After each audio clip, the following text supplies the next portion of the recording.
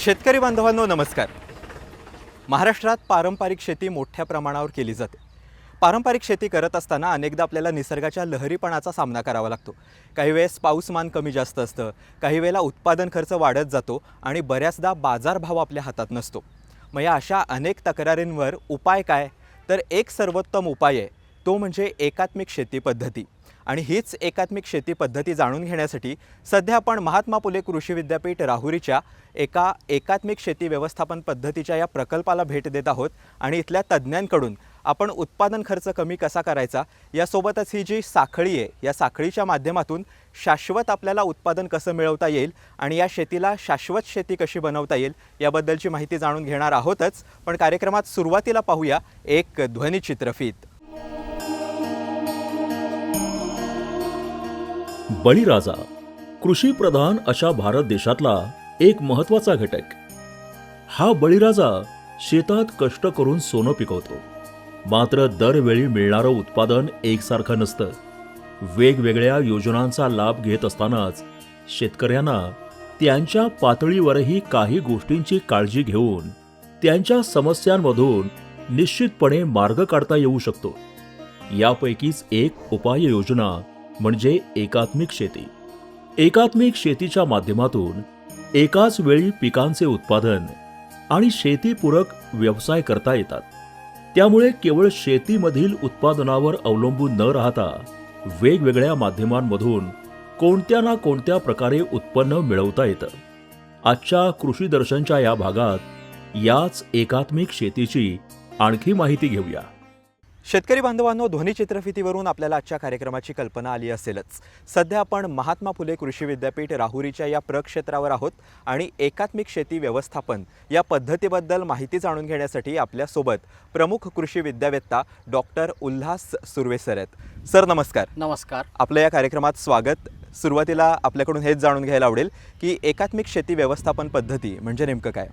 एकात्मिक शेतीमध्ये आपण फक्त नुसतं पीक उत्पादन न घेता, पीक पद्धतींचा अवलंब न करता शेतकऱ्यांनी शेतीला पूरक व्यवसाय म्हणून आपण त्यामध्ये दुग्ध व्यवसाय आहे, फलोत्पादन घटक आहे, शेळीपालन आहे, कुक्कुटपालन आहे, अशा वेगवेगळ्या घटकांचा समावेश करून एक सामायिक शेती करणं यालाच आपण एकात्मिक शेती असं म्हणतो। फलोत्पादन हा महाराष्ट्राच्या शेतीमधला मोठा व्यवसाय आहे। वेगवेगळी फळं आणि फळभाज्या यांना स्थानिक बाजारात आणि राष्ट्रीय आंतरराष्ट्रीय पातळीवरही मोठी मागणी असते। मात्र आपल्या शेतात कोणत्या वेळी कोणती फळं योग्य ठरतील, त्याचं प्रमाण कसं असावं, आपापल्या प्रांतानुसार कोणत्या फळांची निवड करावी, याबद्दल शेतकऱ्यांच्या मनात गोंधळ असतो। राहुरीच्या महात्मा फुले कृषी विद्यापीठासारख्या संस्थांच्या माध्यमातून याबद्दल शेतकऱ्यांना वेळोवेळी मार्गदर्शन केलं जातं। तर शेतकरी बांधवांनो, एक पुढचा घटक म्हणजेच फलोत्पादन। तर या शिवारात आपण सध्या आहोत। डॉक्टर सुर्वे सर आपल्यासोबत आहेत। सर काय सांगाल की या फळ पिकांची निवड नेमकी कशी केली जाते? महात्मा फुले कृषी विद्यापीठानं एकात्मिक शेतीचे वेगवेगळे प्रारूप विकसित केलेले आहे। म्हणजे जर शेतकऱ्याकडे जर 1 एकर शेती असेल तर कोणत्या कोणत्या घटकांचा समावेश करावा, 2 एकर असेल तर कोणत्या घटकांचा समावेश करावा, 5 एकर असेल तर कोणत्या घटकांचा समावेश करावा, यानुसार आपण पीक पद्धती त्यात ठरवलेल्या आहे। पण जो दुसरा महत्त्वाचा जो घटक आहे तो म्हणजे फलोत्पादन घटक आहे।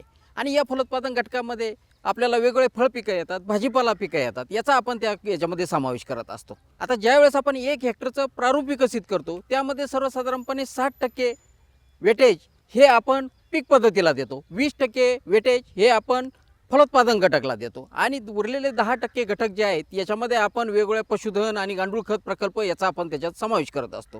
आता हे ज्यावेळेस 20% आपण त्याला वेटेज देतो, तर ह्या 20%मध्ये आपण महाराष्ट्रामध्ये आपल्याला माहिती आहे की फळबागांमध्ये आपण फार मोठ्या प्रमाणात क्रांती केलेली आहे. तर आपण यामध्ये जे जिरायती प्रारूप विकसित केलेलं आहे आणि बागायती प्रारूप विकसित केलेलं आहे. आता ज्यावेळेस आपण जिरायती प्रारूपाला जातो, शेतकऱ्याकडे पाणी कमी राहतं, अशा परिस्थितीमध्ये मग आपण फलोत्पादन घटक हा 40% त्याच्यामध्ये समावेश करतो आणि बागायतीमध्ये आपण ज्यावेळेस त्याचा समावेश करतो तर ते 20% क्षेत्र आहेत हे आपण बागायतीखाली देत असतो. आता हे जे आपण बागायती प्रारूप इथे विकसित केलेलं आहे याच्यामध्ये आपण 20 गुंठे हे फलोत्पादन घटक याच्यामध्ये समावेश केलेला आहे. बऱ्याच वेळेस शेतकरी एक डाळिंब पीक घेतलं, एकच फलोत्पादन घेतलं, डाळिंब कधी कधी रेट मिळतात, कधी कधी रेट मिळत नाही. शेवग्यासारखं पीक घेतलं की त्याला कंटिन्यू रेट मिळतीलच असं नाही. म्हणून आपण एक वेगळ्या पद्धतीनं या फलोत्पादन घटकाचा या एकात्मिक शेतीमध्ये समावेश केलेला आहे आणि यामध्ये आपण जर बघितलं तर शेवगा यामध्ये आपण मिश्र फळपीक पद्धतीला समावेश केलेला आहे. त्यामध्ये सीताफळ आहे, शेवगा आहे, डाळिंब आहे आणि आंबा आहे, अशा 4 पिकांचा आपण याच्यामध्ये समावेश केलेला आहे आणि वर्षभर आपल्याला त्याच्यातून वेगवेगळ्या याच्यातून शेवगा समजा तुमचा 6 महिन्यात लागवड केल्यानंतर चालू होतो, सीताफळ 2 वर्षानं चालू होतं, डाळिंब 2 वर्षानं चालू होतं, आंबा 3ऱ्या वर्षी चालू होतो. अशा प्रकारे शेतकऱ्याला याच्यातून आणि सगळ्यात महत्त्वाचं याच्यातून ज्यावेळेस आपण एकात्मिक शेतीचा ज्यावेळेस विचार करतो त्यामध्ये भारतीय मेडिकल संस्था ज्या आहेत यांच्यानुसार प्रत्येक कुटुंबाला आपण एक हे प्रारूप विकसित करताना कुटुंबाचा हे केलेला आहे. एका कुटुंबामध्ये साधारणतः 4 जर मेंबर जर असतील तर त्या दृष्टीनं त्यांची पूर्ण गरज जी आहे, तेलाची गरज असेल, प्रथिनांची गरज असेल, कर्बोदकांची गरज असेल, फळपिकं जी आहेत हे सगळ्याचा त्याच्यामध्ये समावेश केलेला आहे आणि म्हणून याच्यातून त्या कुटुंबाची गरज भागून जे जास्त प्रमाणात आहे ते मार्केटमध्ये विकून शेतकऱ्याला त्याच्यापासून कसा आर्थिक नफा मिळेल असा या एकात्मिक शेतीचा या फलोत्पादन घटकाचा मुख्य उद्देश आहे. पण यामध्ये आता आपल्याला डाळिंब बघायला मिळतं, यामध्ये आंबा आहे, शेवगा आहे, तर याचं प्रमाण आपण कसं ठरवायला हवं? आता याच्यामध्ये काय केलेलं आहे, आपण जर इथं जर बघितलं तर आपण एकाडी एक लाईन लावलेली आहे, म्हणजे त्याचं व्यवस्थापन आपण आपल्याला करता आलं पाहिजे. आता जर आपण जर बघितलं तर शेवगा आणि सीताफळ एकाच लाईनीमध्ये आलेले आहे, डाळिंब आणि आंबा एकाच लाईनीमध्ये. डाळिंब आणि आंबा जो आहे ते आंबे बहार आपण म्हणतो, त्या दोन्हीचा बहार धरताना पण त्याचं खत व्यवस्थापन असेल, पाणी व्यवस्थापन असेल, हे आपल्याला व्यवस्थित करता आलं पाहिजे. आणि म्हणून ही लागवड आपण करताना जनरली आपण पूर्वी पारंपरिक पद्धतीनं जर बघितलं तर आंब्याची लागवड आपण 33 बाय 33 फुटावर करायचो, फार अंतरावर करायचो. पण इथं आपण सघन पीक लागवड पद्धतीचा आपण अवलंब केलेला आहे आणि याच्यामध्ये आपण आहे ते 2 लाईनीतलं अंतर जे आहे ते 12 फूट ठेवलेलं आहे. म्हणजे अल्टरनेट जर बघितलं तर डाळिंबाचं जे अंतर आहे ते 24 फुटावर येईल, शेवग्याचं अंतर 24 फुटावर येईल, असं एकाडी एक लाईन आपण हे केलेले आहेत आणि त्याचं पूर्ण व्यवस्थापन हे सोप्या पद्धतीनं होईल अशा हिशोबानंच आपण पाणी व्यवस्थापन आणि खत व्यवस्थापन आहे हे सोप्या पद्धतीनं आपल्याला त्याच्यातून करता येईल. एकात्मिक शेतीमध्ये पशुपालन हा घटकही मोलाचा ठरतो. गाई म्हशींपासून मिळणारं दूध हा एक उत्तम व्यवसाय तर आहेच, पण त्यातून शेतकऱ्याच्या कुटुंबाची रोजच्या व्यवहारातील दुधाची आणि दुग्धजन्य पदार्थांची गरजही भागत असते. याच पशुपालनाविषयीही राहुरीच्या महात्मा फुले कृषी विद्यापीठातर्फे शेतकऱ्यांना मार्गदर्शन केलं जातं. शेतातल्या मोकळ्या जागेत वाढवलेलं गवत हे गुरांचं प्रमुख खाद्य असतं. योग्य पद्धतीने त्याची कापणी करून ते गुरांना दिल्यास त्यांच्यासाठीच्या खाद्याचा अतिरिक्त खर्च वाचू शकतो आणि त्यांच्या संगोपनासाठीही त्याची मदत होते. योग्य पद्धतीने पशुपालन केल्यास त्याचा शेतकऱ्यांना आणि त्यांच्या कुटुंबांना अनेक प्रकारे लाभ होतो. शेतकरी बांधवांनो, एकात्मिक शेती व्यवस्थापन पद्धतीतला पुढचा महत्त्वाचा घटक म्हणजे अर्थातच पशुपालन, दुग्ध व्यवसाय. सुर्वे सर आपल्यासोबत आहेतच. सर, या घटकाबद्दल काय सांगाल? आता एकात्मिक शेतीमध्ये पशुधन हा घटक अतिशय महत्त्वाचा आहे आणि त्याच्या नावातच धन आहे. म्हणून हे पशुधन हे एकाच नाण्याच्या 2 बाजू जर आपण विचार केला तर कृषी आणि पशुधन ह्या एकाच नाण्याच्या 2 बाजू आहे.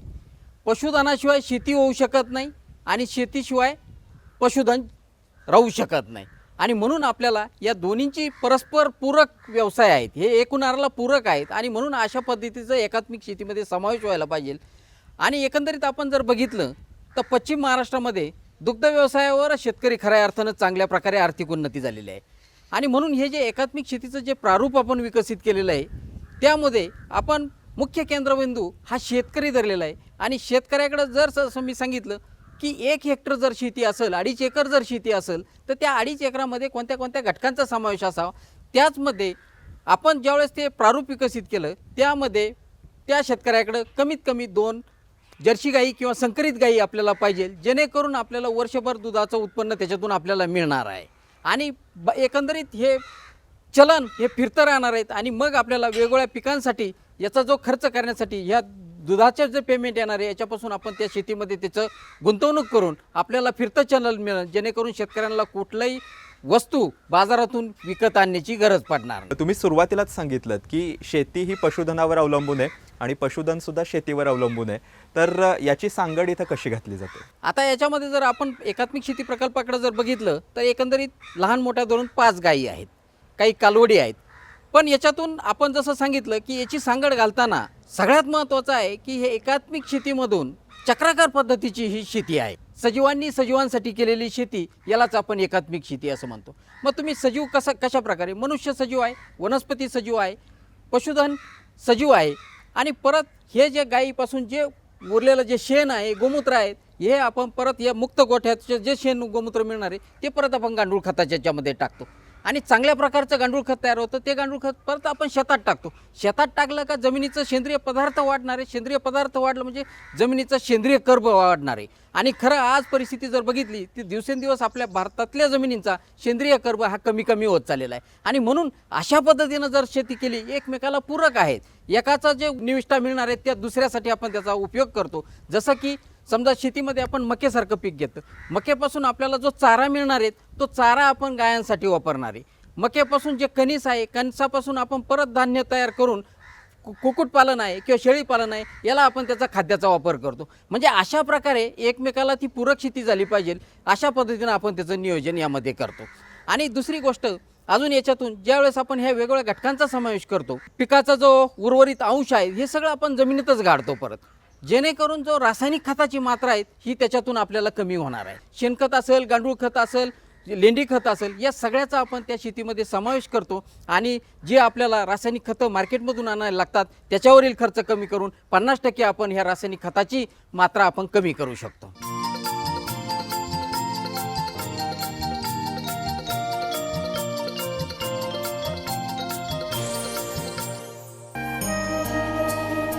गाई म्हशी पालनाबरोबरच शेळ्या मेंढ्यांच्या पालनाचा व्यवसाय हाही शेतकऱ्यांसाठी उपयुक्त आणि अनेक प्रकारचे लाभ मिळवून देणारा व्यवसाय आहे. एकात्मिक शेती व्यवस्थापन पद्धतीत गायींच्या गोठ्यानंतर आता आपण शेळ्यांच्या गोठ्याजवळ आलो आहोत आणि या घटकाबद्दल सरांकडून माहिती जाणून घेऊ.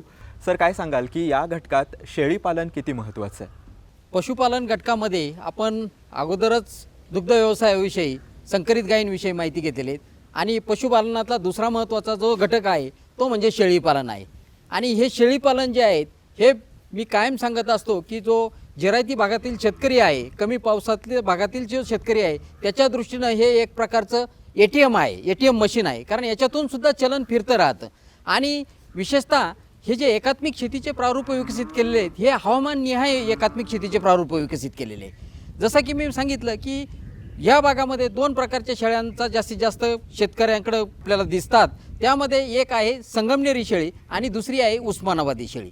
आता उस्मानाबादी शेळी जी आहे ही आपल्याला जनरली काळ्या रंगाची जी शेळी आहे ती उस्मानाबादी शेळी आपण असं म्हणतो.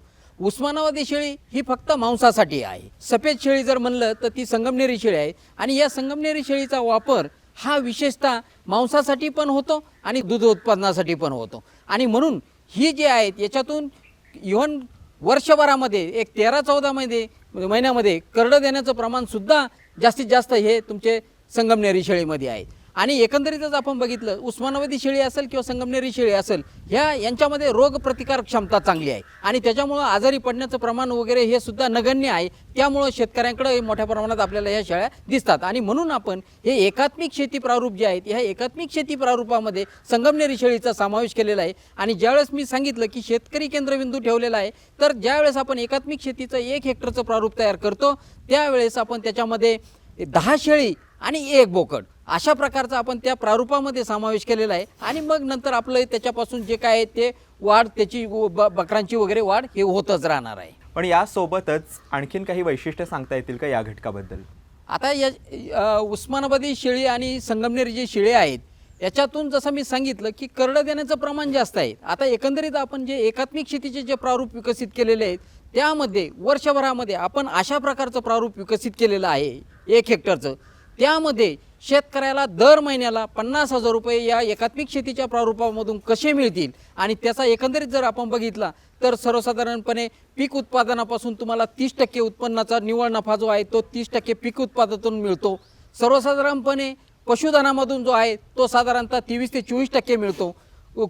शेळीपालन आहे याच्यापासून आपल्याला 20 ते 21% मिळतो आणि परत कुक्कुटपालन आहे, कुक्कुटपालापासून आपल्याला 18 ते 20% उत्पादन मिळतं. जसं की शेळीपालनाचा व्यवसाय तरुण शेतकरी करू शकतो, दुग्ध व्यवसायाचा करू शकतो, दुग्ध व्यवसायापासून परत आपण मूल्यवर्धनाकडे जाऊ शकतो. अशा प्रकारे आपण या घटकांचा त्याच्यामध्ये समावेश केलेला आहे आणि मला सांगायला अतिशय आनंद आहे की ज्यावेळेस आपण एकात्मिक शेतीचा आपण विचार करतो त्यावेळेस पशुधन हे घटक अतिशय महत्त्वाचा आहे. कारण सांगण्याचा उद्देश आहे की ह्या बदलत्या वातावरणामध्ये जर आपण नुसतंच पीक उत्पादनाला जर गेलो, पीक पद्धती घेतल्या आणि जर वेगवेगळ्या नैसर्गिक आपत्ती आल्या तर आपलं पूर्ण नुकसान होतं. पण तसं परिस्थिती ह्या पशुधनापासून नाही आहे. एकंदरीत आम्ही जो काही आमचा अभ्यास केलेला आहे त्यामध्ये सर्वसाधारणपणे दुग्ध व्यवसाय म्हणजे गोपालन, शेळीपालन आणि कुक्कुटपालन आणि त्यापासून परत जे काही शेण वगैरे मिळणार आहे त्याच्यापासून गांडूळ खत, सर्वसाधारणपणे एकंदरीत आपल्याला 62% वाटा हा या पशुधनापासून मिळतो. म्हणून याच्यावरून आपल्याला समजतं की पशुधन हे एकात्मिक शेतीमध्ये किती महत्त्वाचं आहे.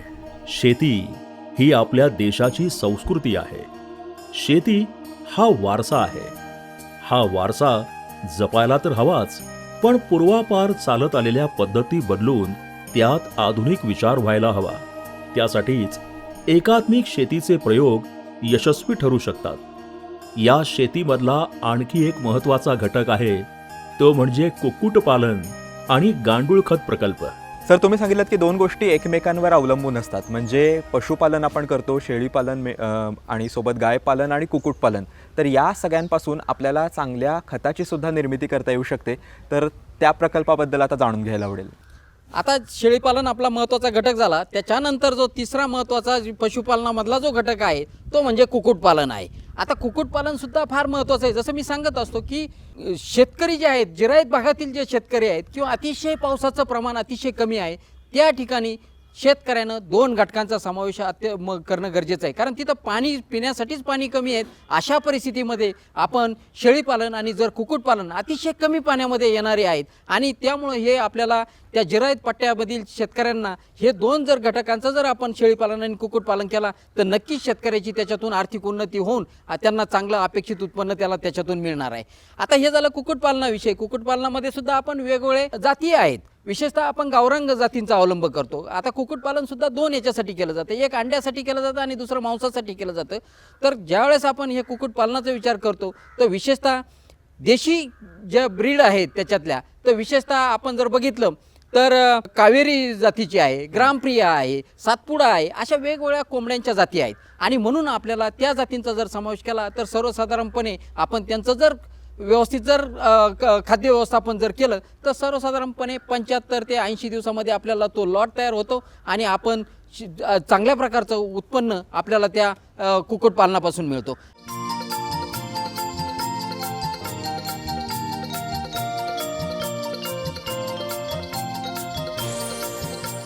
तर शेतकरी बांधवांनो, मूल्यवर्धनाच्या दृष्टीनं आपण कशी खत निर्मिती करू शकतो आणि त्या आपल्याला कोणत्या महत्त्वाच्या गोष्टी शिकायला मिळतील हे आपण आता सरांकडून जाणून घेऊ.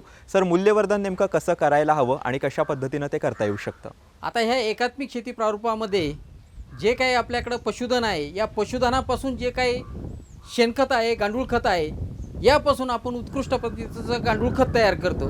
तर यामध्ये सगळ्यात महत्त्वाचं जे आहे की बऱ्याच वेळेस गांडूळ खत आपण ज्यावेळेस तयार करतो त्याला कालावधी बऱ्याच अंशी काय आपण त्याच्यात कोणते अवशेष वापरतो त्याच्यावरती कालावधी अवलंबून असतो.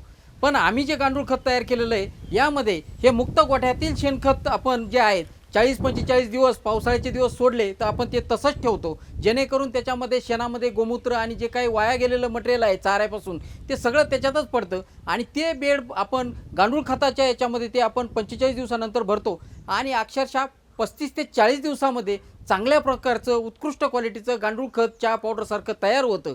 आणि म्हणून आपण त्यामध्ये ज्यावेळेस आपण थर वाईज भरतो, जे काही पिकांचे अवशेष असेल, जे काही हिरवळीचे पिकं असेल, आणि शेणखत आहे असे आपण थरावर थर देत चालतो आणि ते थर दिल्यानंतर त्याच्यानंतर आपण व्यवस्थित त्या बेडला पाणी वगैरे मारून एकदा त्यातील उष्णता थंड झाली की मग आपण एक साधारणतः 8 ते 10 दिवसानंतर गांडुळाचं जे कल्चर आहे, गांडुळाच्या ज्या वेगवेगळ्या प्रजाती आहेत, विशेषतः ह्या ज्या गांडुळाच्या ज्या जाती आहेत, आयसेनिया फोर्टेडा असेल किंवा युड्रिलस हिजेनिया असेल, तर ह्या पृष्ठभागावर या असतात. म्हणून आता जे आपण म्हणतो की जास्त उंचीचा बेड नाही, 2 फुटापर्यंत जास्तीत जास्त त्या 2 फुटापर्यंतच कार्यरत असतात आणि म्हणून आपण अशा प्रकारचं गांडूळ खत जे आहे कल्चर एकदा त्याच्यात हे केलं की 35 ते 40 दिवसामध्ये अतिशय चांगल्या उत्कृष्ट क्वालिटीचं गांडूळ खत तयार होतं. आणि यामध्ये आम्हाला एक असा अनुभव आला की जनरली गांडूळ खतामध्ये नत्राचं प्रमाण बाकीच्या दृष्टीने जर आपण विचार केला तर एक ते 1.25 ते 1.5% असतं. पण आम्ही जे गांडूळ खत तयार केलेलं आहे त्याच्यामध्ये साधारणतः हे सगळं गोमूत्र वगैरे सगळं त्या याच्यातच मिक्स होतं शेणात आणि म्हणून आपल्याला